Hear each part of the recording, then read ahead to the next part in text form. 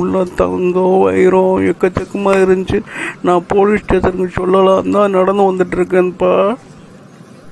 தாத்தா, போலீஸுக்கு எதுவும் சொல்லிடுற, அதெல்லாம் சொல்லாதீங்க தாத்தா. எனக்கு அந்த கோஸ்ட் எனக்கு கிஃப்டாக கொடுத்தது.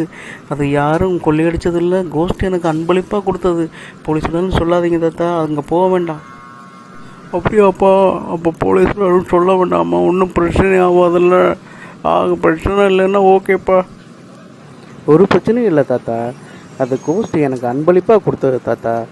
நீ அதை வச்சுட்டு நல்லா வாழலாம், நீங்கள் எல்லோரும் நல்லா இருங்க அப்படின்னு எனக்கு ரொம்ப அன்போடு கொடுத்தது. அதனால் அது இருக்கிறதுனால ஒரு பிரச்சனையும் இல்லை, நம்ம நல்லா இருக்கலாம் தாத்தா.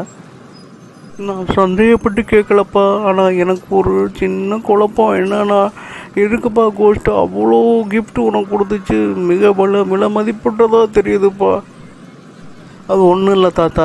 நான் இப்போ புதையில தேடி போனேன்ல, அங்கே கோஸ்ட்டை பார்த்தேன். கோஸ்ட்டை பார்க்கும்போது நான் பயத்தை வெளிக்காட்டாமல் புதையில எங்கன்னு கேட்டேன். கோஸ்ட்டு என்கிட்ட கோபமாக பேசிச்சு.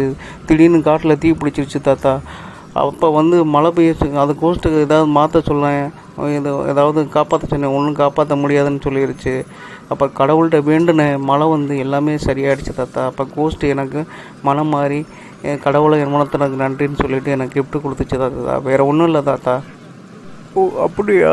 கடவுள் உன்னுடைய வேண்டுதலை கேட்டு மழையை கொண்டு வந்து எல்லாரையும் காப்பாற்றிட்டாரா? ரொம்ப நன்றிப்பா, கடவுளுக்கு ரொம்ப நன்றிப்பா. ரொம்ப ரொம்ப சந்தோஷம்ப்பா. ஆமாம் தாத்தா, உண்மைதான் தாத்தா. கடவுள் எனக்கு உதவி செஞ்சார் தாத்தா. மலையை உருவாக்கி காட்டில் இருக்க தீயை அணைச்சி எல்லாரையும் காப்பாற்றிட்டார் தாத்தா.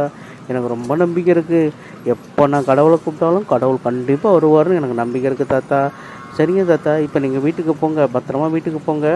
நான் நம்ம சித்தப்பா வீட்டுக்கு போயிட்டு சித்தப்பா பையனை பார்த்துட்டு குட்டி பையனை பார்த்துட்டு நான் உங்களை வீட்டில் பார்க்குறேன் தாத்தா. போய் நீங்கள் சாப்பிட்டுட்டு ரெஸ்ட் எடுங்க. நான் 1 மணி நேரம் ஆகும் அங்கே போகிறதுக்கு. கொஞ்சம் தூரமாக இருக்கு இல்லையா, அதனால் நான் போயிட்டு நான் நைட்டு வந்துடுறேன் தாத்தா. போயிட்டு வரட்டுமா தாத்தா?